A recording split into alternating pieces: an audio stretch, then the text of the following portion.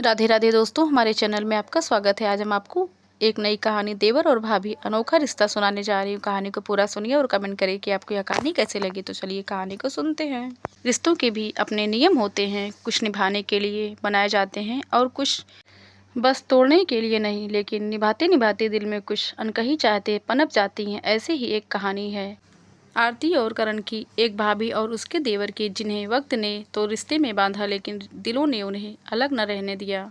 सुबह की हल्की धूप गांव के पुराने हवेली जैसे घर पर पड़ रही थी। आरती चूल्हे पर चाय चढ़ा रही थी।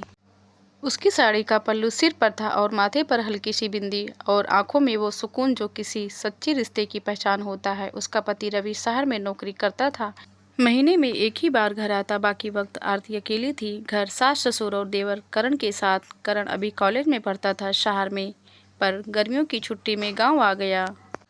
उसकी आंखों में शहर की चमक थी, पर दिल अब भी गांव की मिट्टी से जुड़ा हुआ था। भाभी, चाय बनी क्या? करण ने बाहर से आवाज दी। आरती मुस्कुराई। हाँ, तुम्हारे लिए तो अदरक वाली बनाई है, ठंड लग जाएगी सुबह सुबह। करण हंसते हुए बोला। भाभी, आप तो मेरी सारी पसंद जानती हैं। आरती ने पल भर को उसकी आंखों में देखा, फिर तुरंत नजर झुका ली। कभी कभी नजरें भी बहुत कुछ कह देती हैं जो लफ्ज नहीं कह पाते। दिन बीतते गए घर के सारे कामों में करण आरती की मदद करने लगा। कभी पानी लाना, कभी बर्तन उठाना, कभी साग तोड़ना। आरती को अच्छा लगता कि कोई तो है जो उसे अकेला महसूस नहीं होने देता। एक शाम बिजली चली गई, पूरा घर अंधेरे में डूब गया। आरती दिया जलाने गई तो हवा से बुझ गया। करण पास आया और बोला, भाभी मैं पकड़ता हूँ, आप जलाइए। जब दोनों के हाथ टकराए तो एक झुरझुरी सी दोनों के बदन में दौड़ गई। आरती ने जल्दी से हाथ पीछे खींच लिया। छोड़ो करण, क्या कर रहे हो? वो बोली, पर आवाज में डांट से ज्यादा झिझक थी। करण ने हल्की मुस्कान दी। डरिए मत भाभी, बस दिया ही तो जलाना था। लेकिन उस छोटे से पल में दोनों के बीच एक अदृश्य डोर बन गई जो रिश्ते से परे थी पर दिल के बहुत करीब। छुट्टियां खत्म हो गई, करण वापस घर चला गया। आरती के दिन फिर से सोने हो गए। रवि रोज फोन करता, लेकिन उसकी बातें बस पैसे भेजने बिल भरने तक सिमट गई। रातों में आरती अकेले खिड़की से बाहर देखती और सोचती, कभी कभी किसी की मौजूदगी कितनी मायने रखती है। उधर शहर में करण की हालत भी कुछ ऐसी ही थी। क्लास में बैठे बैठे उसे भाभी की मुस्कुराहट याद आती। उसका मन पढ़ाई में नहीं लगता था। एक रात उसने भाभी को मैसेज कर दिया, भाभी गांव की चाय बहुत याद आ रही है, आपकी बनाई हुई। आरती ने पहले तो जवाब नहीं दिया, फिर लिखा, चाय नहीं कोई और याद आ रहा है क्या? करण ने लिखा, आप समझदार हैं भाभी, ज्यादा कुछ कहने की जरूरत नहीं। उसके बाद दोनों के बीच बातें बढ़ती गईं, दिन रात, मौसम, यादें और वो सब बातें जो कभी आमने सामने नहीं कही जा सकती। 6 महीने बाद करण फिर गांव आया। इस बार रवि नहीं आ सका, काम का बहाना था। आरती के मन में एक अजीब सी बेचैनी थी जो खुद से लड़ रही थी। ये रिश्ता तो पवित्र है, फिर क्यों दिल बेकाबू हो जाता है। रात को सब सो गए। करण छत पर लेटा था, हवा में चांदनी थी। आरती भी नींद में करवटें बदल रही थी। कदम अपने आप छत की ओर बढ़ गए। करण ने आवाज सुनी, भाभी आप? आरती ने कुछ नहीं कहा, बस बोली, नींद नहीं आ रही थी, सोचा थोड़ी हवा खा लूं। दोनों छत पर खामोश बैठे रहे।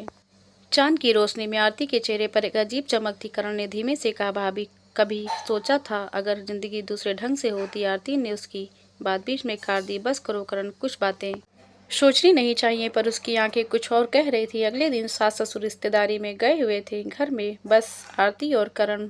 बारिश हो रही थी। आरती आंगन में कपड़े समेट रही थी। फिसलते फिसलते गिरने ही वाली थी कि करण ने पकड़ लिया।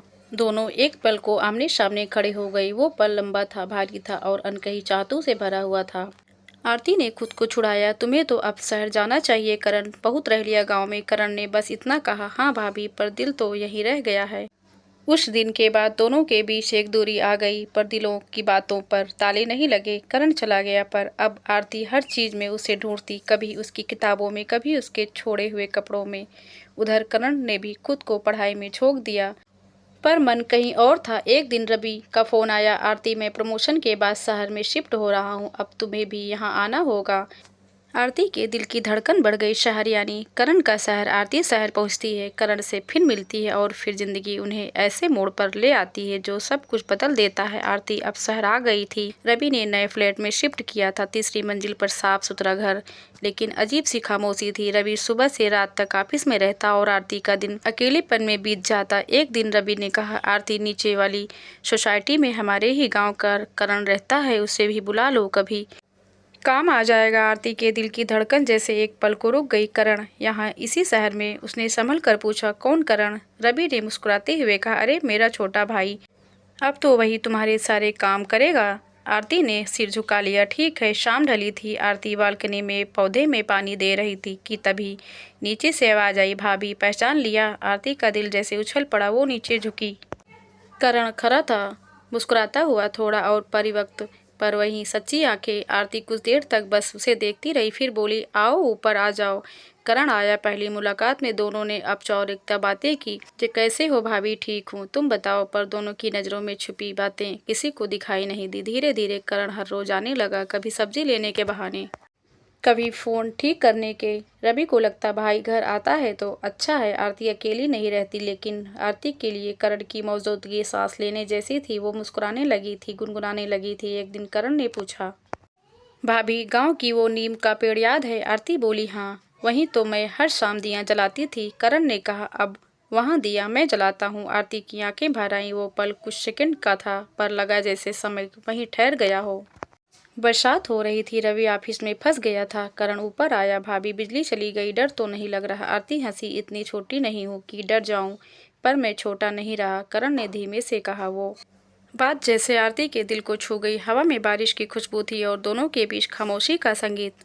आरती ने धीरे से कहा, कभी कभी लगता है करण, जो बातें हम दिल में दबाते हैं वही सबसे ज्यादा सता देती हैं। करण ने उसकी तरफ देखा। अगर दिल की बातें कह दूं तो शायद दिल टूट जाए, और अगर ना कहो तो? आरती ने पूछा। मैं टूट जाऊंगा। दोनों की आंखों में नमी थी।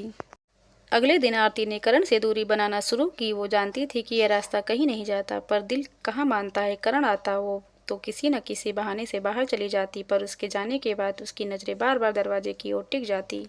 रवि अब भी पहले जैसे ही था, व्यस्त, गंभीर, अपने काम में खोया हुआ। आरती के दिल का खालीपन दिन ब दिन बढ़ता गया। एक दिन रवि अचानक घर जल्दी आ गया। करण भी वहीं था, कुछ कागजों में मदद कर रहा था। रवि ने मुस्कुरा कर कहा, भाई तू तो मेरी बीवी का सबसे बड़ा सहारा बन गया है। करण ने झेपते हुए कहा, भाभी तो मेरी माँ जैसी हैं। आरती ने सिर झुका लिया। उस पल उसकी आंखों से आंसू टपक पड़े, शायद शर्म से नहीं बल्कि दिल की बेबसी से। उस रात आरती ने करण को मैसेज भेजा, अब मत आना करण, कुछ रिश्ते जितने दूर रहे उतने ही पवित्र रहते हैं। करण ने जवाब नहीं दिया, बस आखिरी बार नीचे बालकनी में खड़े होकर एक बार देखा। आरती की परछाई खिड़की पर थी और उसकी आंखों में आंसू। 3 साल बीत गए। करण अब दूसरे शहर में नौकरी करने लगा था। आरती अब भी वहीं थी, वही मुस्कुराहट, वही सादगी, आंखों में गहराई और दर्द दोनों। एक दिन गांव से खबर आई, सासू माँ बीमार है। आरती और रवि गांव गए। करण भी वहां पहुंचा, पर अब वो बदला हुआ था, शांत, स्थिर, पर आंखों में पुरानी यादों की झलक। आरती और करण मंदिर में आमने सामने आए। आरती ने कहा, भगवान से कुछ मांगा? करण बोला, हाँ, कि अगली जिंदगी में ये रिश्ता फिर मिले। पर सही नाम से आरती की आंखें भर आईं। उसने धीमे से कहा, शायद उस जन्म में मैं कुछ कम न रह जाऊं। दोनों ने सिर झुका लिया। मंदिर के घंटियों के बीच दो दिलों की कहानी वहीं थम गई। तो दोस्तों, आपको हमारी कहानी कैसी लगी आप हमें कमेंट करके ज़रूर बताएं। अगर आप हमारे चैनल पर नए हैं तो हमारे चैनल को सब्सक्राइब करके बगल में घंटी का बटन जरूर दबा लें, ताकि कहानी की नई वीडियो आप तक सबसे पहले पहुंचे। कहानी वाली वीडियो देखने और सुनने के लिए आपका धन्यवाद।